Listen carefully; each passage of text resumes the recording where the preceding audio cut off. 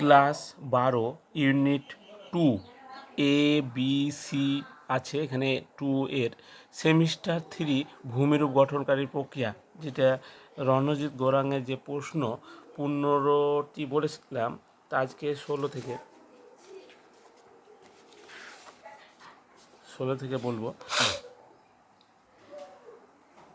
নিম্নলিখিত কোনটি পুঞ্জিত ক্ষয়ের প্রক্রিয়া যেখানে উপাদান সমতল পৃষ্ঠ বরাবর কাজ করে? তার সমতল পৃষ্ঠ বরাবর কাজ করে। এ প্রবাহ। পেরিগ্লেসিয়াল অঞ্চলে কমহারে হিমবাহ গঠন ও জল হিমবাহের পরিণত হওয়ার কারণ কোন পুঞ্জিত ক্ষয়ের কার্যকর? তা হচ্ছে সলিফ্যাকশন। ট্যালাস ঢাল বরাবর ট্যালাস ঢাল কোন পদার্থ দ্বারা গঠিত? ট্যালাস কোন পদার্থ দ্বারা গঠিত? তাহলে এখানে আছে শিলার পতন। লহর কি? লহর হচ্ছে আগ্নেয়গিরির দ্বারা কর্দমপ্রবাহ, মানে আগ্নেয়গিরি থেকে যখন আগুন বেরিয়ে আসে তখন তার সঙ্গে যে কাদাটা বেরিয়ে আসে সেটাকে লহর বলা হয়। কোনটি ধীর প্রবাহ অন্তর্গত নয়? কোনটা ধীর প্রবাহ অন্তর্গত নয়? কর্দমপ্রবাহ, মানে এটা দ্রুত প্রবাহ। কোনটি পুঞ্জিত ক্ষয় ও পুঞ্জিত স্থানান্তর প্রক্রিয়া নয়? তাহলে পুঞ্জিত স্থানান্তর প্রক্রিয়া নয়। তাহলে এখানে উত্তরটা হচ্ছে হিমবাহ ক্ষয়। কোনটি পুঞ্জিত ক্ষয়ের প্রক্রিয়া ইন্দ্রগ্রাহ্য নয়? তাহলে ইন্দ্রগ্রাহ্য নয় হচ্ছে কোনটি? তা হচ্ছে এখানে মৃত্তিকা স্ক্রিপ্ট। নিম্নলিখিত কোন পুঞ্জিত স্থানান্তরের প্রক্রিয়া সর্বাধিক দ্রুত ঘটে কোনটা? তা হচ্ছে রকফল। শীতল অঞ্চলে মৃত্তিকা ক্লিপ প্রক্রিয়াটির নাম কি?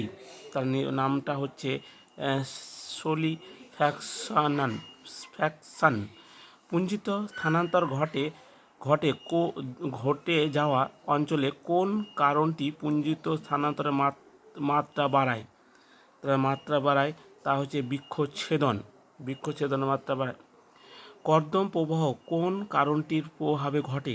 কর্দম প্রবাহ কোন কারণটির দ্বারা ঘটে? তা এখানে আছে মেঘ ফাটা বৃষ্টির জন্য। যত পার্বত্য অঞ্চলে বৃষ্টি হয় যে কর্দম প্রবাহ ঘটবে।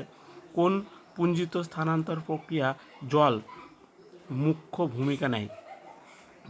ভূমিকা নেয়? তা হচ্ছে কর্দম প্রবাহ। সলিফ্যাকশনাল প্রক্রিয়া কোন পরিবেশে ঘটে? তা কোন পরিবেশে ঘটে?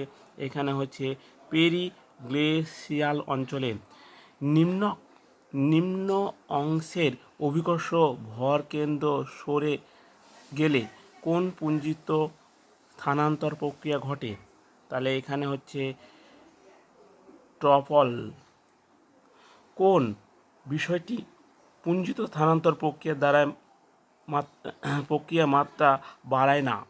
তাহলে এখানে উত্তরটা হচ্ছে বৃক্ষরোপণ। তাহলে আজকে এইটুকুই, তারপর বাকিগুলো দেবো।